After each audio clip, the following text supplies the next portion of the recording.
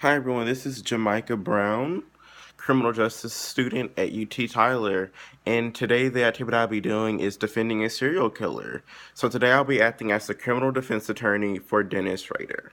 So let's get started. Dennis Rader was born March 9th of 1945, and he has a wife and two children. So as well as many accounts of people from his early life showed he lived a very ordinary life, nothing too out of the ordinary. He had a loving family, everyone assumed, and even the accounts of his family assumed that. But he wasn't necessarily the normal kid at times either. When he was younger, there's accounts that he used to pick on stray animals such as cats and hang them, and that he would steal girls' underwear and wear them. So, not your typical little boy. So, maybe showing signs of needing some therapy and mental disability at a young age? Maybe. Also, some other things that he's done in his life. He did honorable service in the United States Air Force. So that was great for him to go into the military. Um, he discharged after 4 years of it. Even though there is no accounts of it, everyone does know that in the military, very traumatic things that people do come back with is PTSD. So who knows? Maybe something occurred in the military that he hasn't told anyone and that no one is telling and knows about. But he could have gotten PTSD, which is something that could lead someone to do heinous acts. So, what my client Dennis Ryder is being charged for is the is first degree murder charges of 10 people, which would consequently make him serve 10 life sentences. Um, is he guilty or not guilty? And my client is not guilty based off the insanity defense. And he meets all the criteria of it. Um, Basically, the reason for insanity is free will. He didn't do any of that through his free will or through his mind state necessarily. The theories of punishment.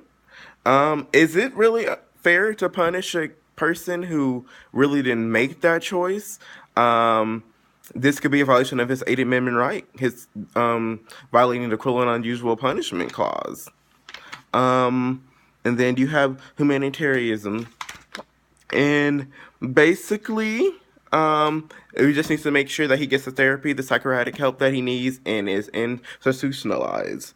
So basically, also he passes the Madden test, basically, which requires that at the time of committing the act, the party accused must have been suffering from such a defect or reason from a disease or the of the mind, a result of which the defendant did not know what he was doing and did not the nature and quality of his act, or the defendant did not know he was doing wrong. Basically, some more pertinent information about him. He was a church leader actually at his Lutheran church, and he was a Boy Scout leader. Um, Basically, very reputable positions one holds in life. He's teaching young men to grow up and be great people and skills that they need to learn in life to be great men. In church, he's influencing people. People are looking up to him as a great man. So and then also he worked as a compliance officer and an ADT security person after the military. So yeah, these are careers where basically he makes sure everyone was law abiding. He helped secure people's homes, making sure that they were safe and sound from cold blooded hearted criminals. Therefore, my client is a really good person and he has shown this. Um, and also, there's accounts of his letters and stories that he was write to newspapers and the police department. Most people that do cold-blooded, hearted murders, especially if it's passionate, they just have the mens rea and criminal intent and mindset and mentality to go do that. They don't want to get caught.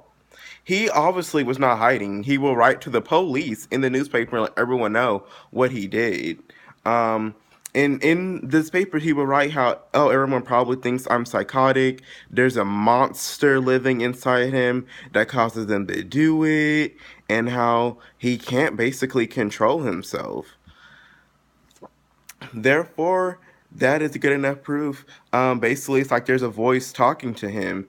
This is enough, definitely, to prove maybe psychosis, schizophrenia, which can lead to psychosis, which is basically some that can lead to a sociopath or psychopath, someone that can go live ordinary lives, even great lives like he led, but under impulse they can't control their actions at times. He never woke up these days planning to murder these people. It just happened uncontrollably. So today I ask you, jury, there's already been 10 tragedies, 10 horrific lives lost. Let's not make it an 11. Let's get Mr. Dennis Ryder the help that he so needs.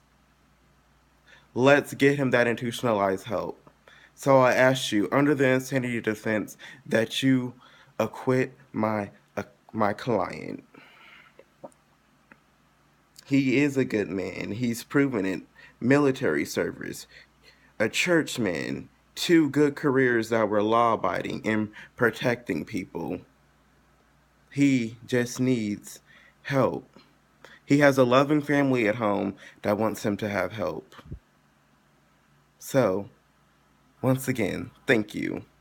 And if there is any reasonable doubt in your mind that he did not maliciously or passionately do this, that is enough to to rule this not guilty. If there is any doubt in your mind that he could be, or any type of slightest bit that he could be insane, that is enough to rule him not guilty. Thank you.